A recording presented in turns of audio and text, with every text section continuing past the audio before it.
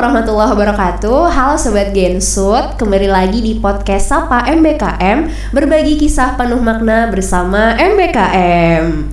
Dengan saya Kiki sebagai host di sini. Di episode ketiga ini kita akan membahas serba-serbi MBKM, khususnya di program studi independen. Dan sudah hadir di sini ada narasumber kita, ada Mbak Julia dan Mbak Hansa. Boleh memperkenalkan diri dulu? Dari Mbak Hansa dulu deh. Oke, baik. Halo semuanya, kenalin aku Kansa Nabila, biasa dipanggil Kansa, dari jurusan Agroteknologi angkatan 2021. Oke. Mbak Julia? Oke. Perkenalkan, saya Julia Zaki Aulia, saya dari program studi Matematika Universitas Jenderal Sudirman tahun 2021 juga. Oke. Bisa disebutkan dulu mitra tempat Mbak Hansa dan Mbak Julia melakukan studi independen kemarin itu di mana ya? Oke, mungkin dari aku dulu. Kemarin itu alhamdulillah berkesempatan di PT Amati Karya Indonesia. Dan itu memang di bidang ranahnya dalam konservasi alam yang ada di Nusantara. Oke, kalau saya sendiri sih di PT Mari Belajar Indonesia Cerdas, tempatnya di Denpasar, Bali, itu lebih ke kita belajar teknologi tentang Microsoft gitu sih. Oke. Berarti mitra tempat studi independen kemarin relevan dengan prodi masing-masing? Alhamdulillah sejauh ini sejalan sih, karena di matematika sendiri juga belajar tentang komunikasi, tentang teknologi juga gitu sih. Kalau misalkan dari aku sendiri itu bisa dikatakan cukup relevan karena memang agroteknologi sendiri nggak sekedar pertanian aja tetapi juga lingkungan secara luas. Oke. Mungkin bisa diceritakan ya gimana sih prosesnya sampai akhirnya Mbak Julia dan Mbak Hansa mendapatkan perusahaan tersebut sebagai mitra dari studi independen itu sendiri. Kayak prosesnya gimana sih, perjalanannya seperti apa sih gitu sampai akhirnya oh ini nih mitranya yang ini ternyata. Dari Mbak Hansa dulu deh, gimana ceritanya?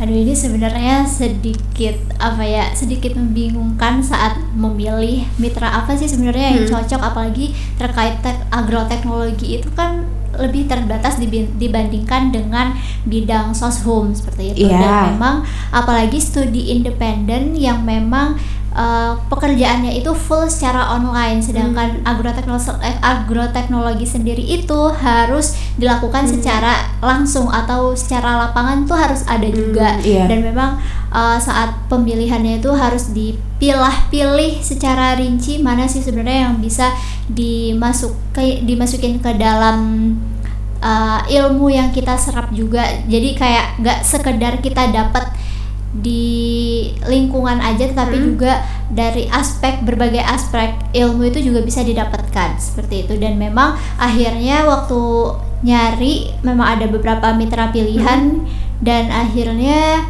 lihat di PT Amati Karya Indonesia ternyata terkait konservasi alam dan ada yang di laut serta yang di darat, jadi memang agak sedikit pertimbangan kembali apakah itu memang benar-benar relevan atau enggak. Dan setelah ditilik kembali tuh memang tujuannya ada juga terkait lingkungan konservasi yang di wilayah daratan itu ada, jadi memang akhirnya lebih memilih di bidang tersebut dibandingkan kelautan karena memang sedikit gak relevan walaupun memang di kelautan itu terkait koral, tanaman-tanaman laut seperti itu.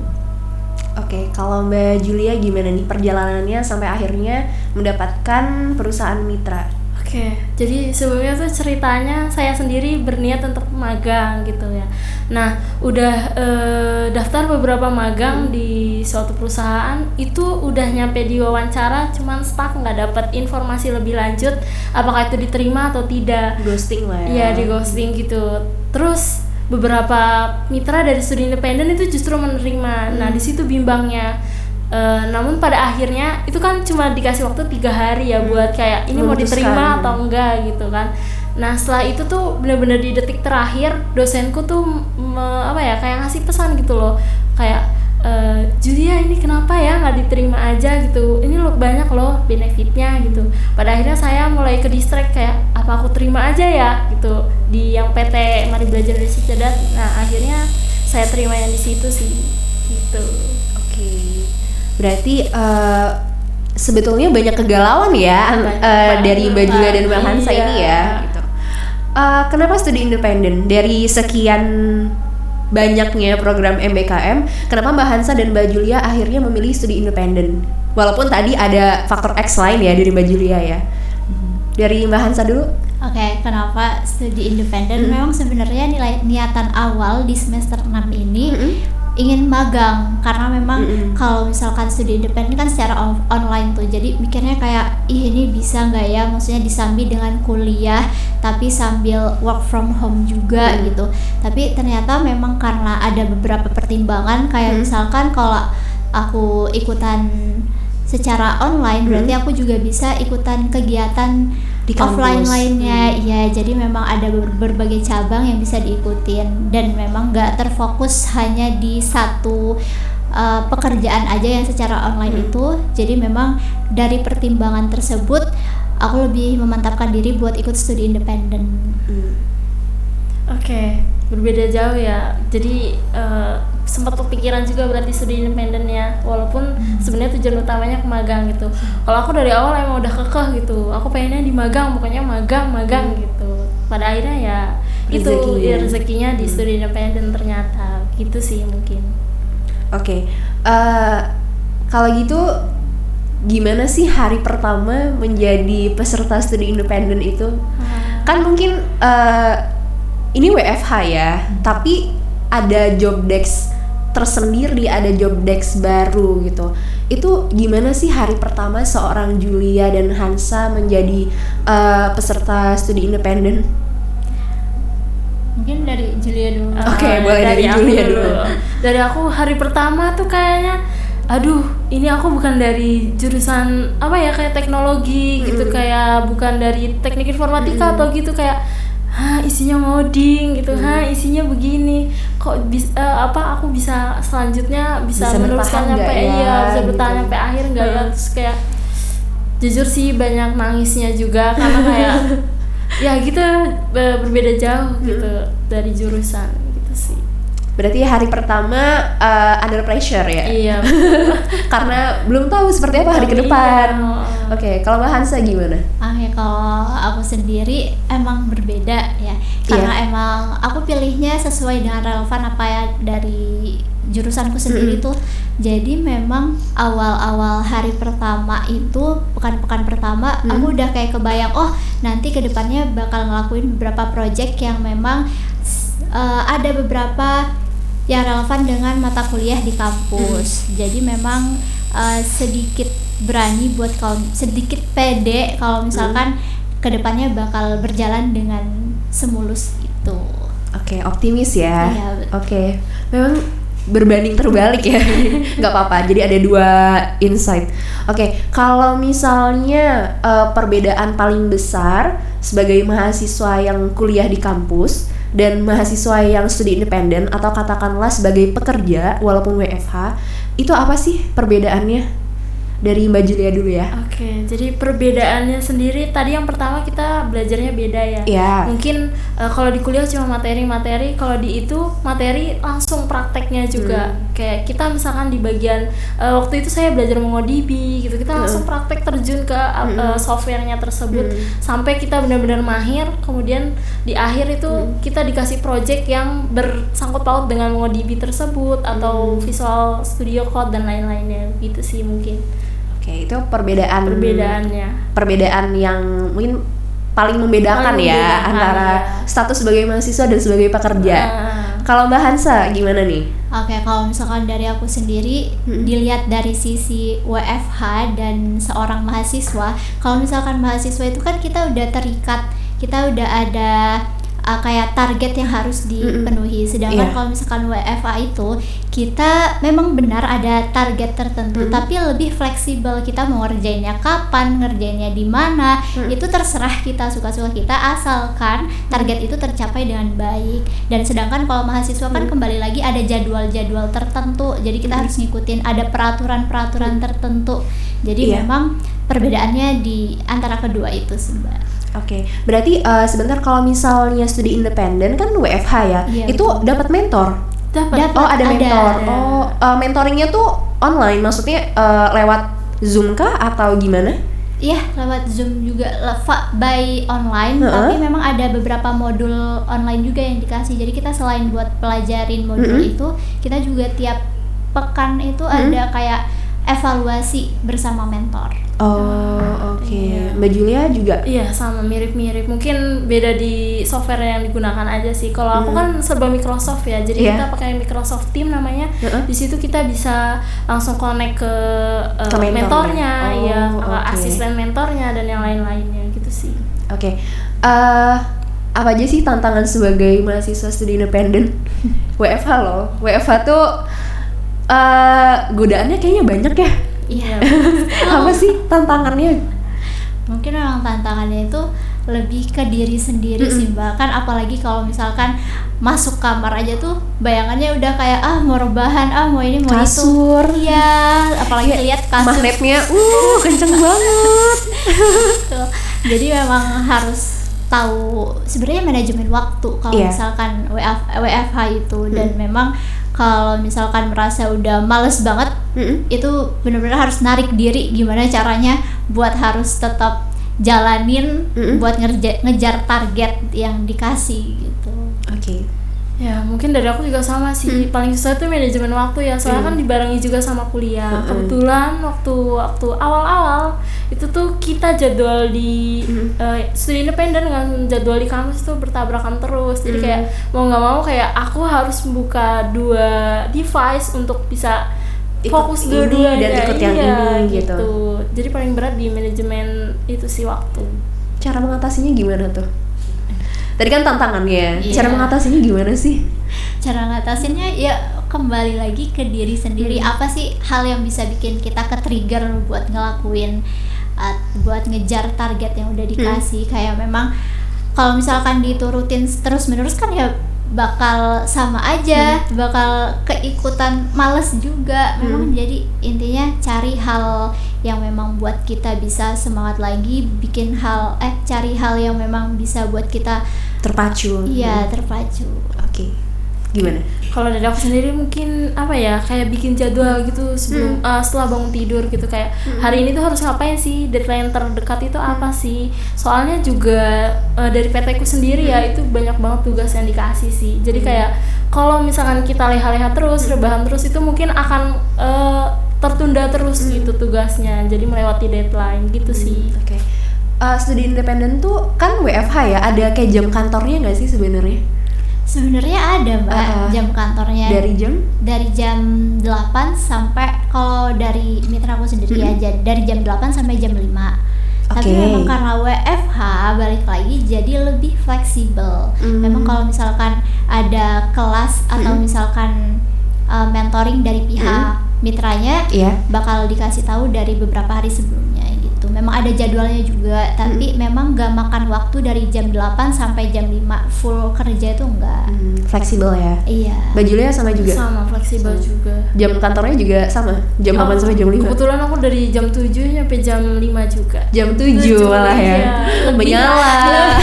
Jadi kalau ada kelas pagi-pagi, aduh jam 7 males banget, kayaknya gak usah mandi gitu deh, udah cuma buka laptop gitu. Oke. Seberapa besar sih studi independen berpengaruh ke pribadi seorang Mbak Hansa dan Mbak Julia? Kalau misalkan ayo dari Ida Mbak Hansa deh, kayaknya udah punya jawaban ya nih. Gimana? Kalau misalkan berpengaruh banget ya, apalagi ini kayak pertama kalinya ngerasain yang namanya WFH tuh ternyata kayak gini loh, bener-bener harus bikin plan berkepanjangan yang memang kita tuh harus tahu waktu-waktu tertentu buat ngerjain target tersebut, dan memang gak serta-merta kayak asal dikerjakan gitu doang kan. Dan apalagi kalau misalkan online itu kita kayak pokoknya tantangannya cuma satu, males, mager, karena memang fleksibel itu. Males, mager, lapar. Kalau gitu. Terus kalau misalkan udah ngantuk banget tuh kan kayak memang susah buat dikendaliin. Kalau misalkan di luar masih bisa dihandle, tapi kalau misalkan udah di dalam rumah atau misalkan di dalam kamar, udah itu kayak angkat tangan deh. Mbak Julia gimana? Seberapa besar impact dari studi independen untuk diri seorang Julia? Seberapa besar? Ya mungkin besar banget sih. Jadi ya itu kayak di kuliah, jujur di kuliah itu tugas jarang, mungkin mendekati UAS baru itu tugasnya numpuk. Cuman di PT kemarin itu bener-bener dari awal sampai akhir itu isinya full tugas. Terus tiap ada meet, ada tugas juga kelompok dan harus diselesaikan. Meetnya selesai harus selesai gitu. Kemudian setelah meet ada tugas lagi gitu. Jadi kayak bener-bener waduh, ternyata begini ya dunia kerja gitu, kayak ditarget terus gitu. Oke. Konversi aman? Aduh. Aman sih. Aman? Sejauh ini Konversi aman? aman. Gimana Mbak Hansa? Aman sih sebenarnya kalau misalkan memang relevan, kembali lagi. Tapi kalau misalkan enggak, ya dipertimbangkan kembali. Oke, jadi kuncinya relevansi ya. Oke, kalau Mbak Julia aman? Aman sih sejauh ini, alhamdulillahnya fakultas sama jurusan itu lumayan mendukung. Oke, Iya. alhamdulillah ya. Iya. Selama ikut studi independen, ikut ada kegiatan, mungkin kegiatan non akademik atau non dari job desk perkantoran, kayak mungkin dari kantor mengadakan acara apa gitu tapi jarak jauh. Ada kegiatan seperti itu nggak? Iya, kalau misalkan selain project yang dikasih juga memang kita kan kerjaannya itu per tim dibagi lagi dan memang kita satu tim itu harus melakukan kerjasama yang kuat. Jadi memang setiap pekan tuh harus ngelakuin kayak apa ya namanya, kembali evaluasi juga, dan memang menyusun rancangan-rancangan gimana sih biar mencapai target tersebut. Apalagi memang ini pekerjaannya bukan sendiri, bukan individu, tapi tim, dan memang harus menyatukan beberapa kepala. Oke. Memang jadi setiap minggu itu kita meet. Berarti FGD ya? Betul. FGD cuma di luar jam kantor. Oke. Kalau Mbak Julia gimana? Oke, untuk kegiatan di luar itunya di luar jam kantor. Mungkin dari PT Mari Belajar itu kan aku bilang kayak Microsoftnya Indonesia. Jadi kita itu dikasih pelatihan buat kita dapat sertifikat dari Microsoftnya langsung. Mungkin itu sih ya. Itu benar-benar berkesan banget sih. Kayak oh gini rasanya dapat sertifikasi dari Microsoft langsung. Kebetulan aku syaratnya tuh kalau mau dapat sertifikasinya kan ada 2 ya. Nah, kalau mau dapat sertifikasi kedua itu harus lulus sertifikasi pertama. Ya. Dimana itu ada 30 soal dan itu 30 menit gimana hara-hurunya, dan itu soalnya full bahasa Inggris yang kayak kata-katanya itu jarang lah temuin. Bukan Inggris sehari-hari ya. Dan itu Mbak, apa? Satu yang bisa dijadiin apa ya namanya, nilai plus dari studi independen karena memang kita menggunakan 2 bahasa, jadi memang disasarkan ke internasional juga. Dan ya dari situ sendiri, jadi kalau misalkan kita lagi mentoring itu ada narasumber dari luar, bukan dari Indonesia, tapi memang dari ahlinya atau expert di bidang itu, tapi orang luar, internasional. Oke. Menarik ya ternyata ya. Walaupun harus melawan males, mager, lapar, baper. Baper iya kan? Iya. Apalagi kalau lihat mentornya yang cakep-cakep gitu. Oke, skip, berhenti sampai situ. Nah, dari program studi independen ini, bagaimana sih seorang Hansa dan Julia akhirnya melihat dunia karir di masa mendatang?